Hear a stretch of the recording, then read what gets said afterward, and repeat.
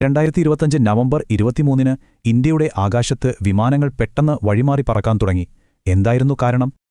ആകാശത്തെന്തോ ഒരു അദൃശ്യ ഭീഷണി. അത് വിമാനങ്ങളെ അവയുടെ വഴിയിൽ നിന്ന് മാറാൻ നിർബന്ധിച്ചു. ആയിരക്കണക്കിന് ഫ്ലൈറ്റുകൾ ദിവസവും പോകുന്ന സാധാരണ സേഫായ ഒരു റൂട്ടായിരുന്നു ഇത്.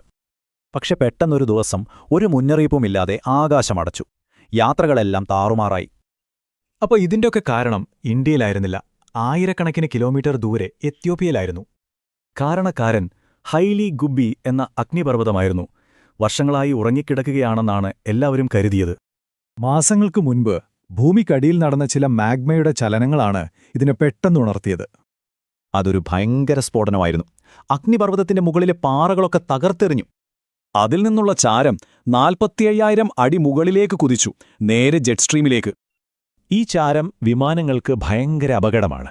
കാരണം ഇതിലെ ഗ്ലാസ് തരികൾ എഞ്ചിനുള്ളിൽ ഉരുകിപ്പിടിക്കും. ഈ ചാരമേഘം കിഴക്കോട്ട് നീങ്ങി യൂറോപ്പിനെയും ഏഷ്യയെയും ബന്ധിപ്പിക്കുന്ന പ്രധാന ഫ്ലൈറ്റ് റൂട്ടുകളെ ബാധിച്ചു. അപ്പോ ഇത്രയും വലിയൊരു സ്ഫോടനത്തിന് ഒരു അഗ്നിപർവ്വതത്തിന് എങ്ങനെ കഴിഞ്ഞു? അതാണ് ശരിക്കുള്ള ചോദ്യം.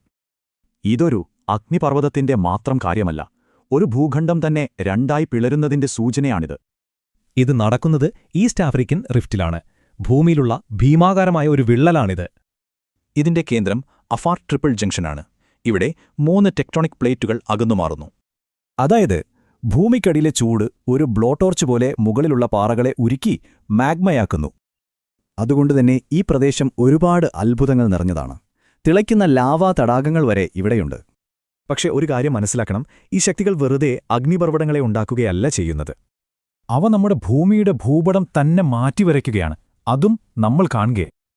ഇതേ ശക്തികൾ ഈ കരയെ രണ്ടായി പിളർത്തിക്കൊണ്ടിരിക്കുകയാണ്, ഒരു വലിയ മാറ്റത്തിനായി. ഭാവിയിലൊരു നാൾ ചെങ്കടലിലെ വെള്ളം ഇവിടേക്ക് ഇരച്ചു കയറി ഈ പ്രദേശം മുഴുവൻ മുങ്ങിപ്പോകും.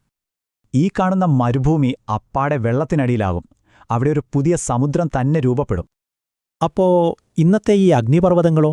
അവയെല്ലാം ആ പുതിയ കടലിലെ ദ്വീപുകളായി മാറും. അതുകൊണ്ട് ആ വിമാനങ്ങൾ വഴിമാറിയത് വെറുമൊരു തുടക്കം മാത്രമായിരുന്നു. ഭൂമിയുടെ ഭൂപടം മാറുകയാണ്. അടുത്തതെവിടെയായിരിക്കും?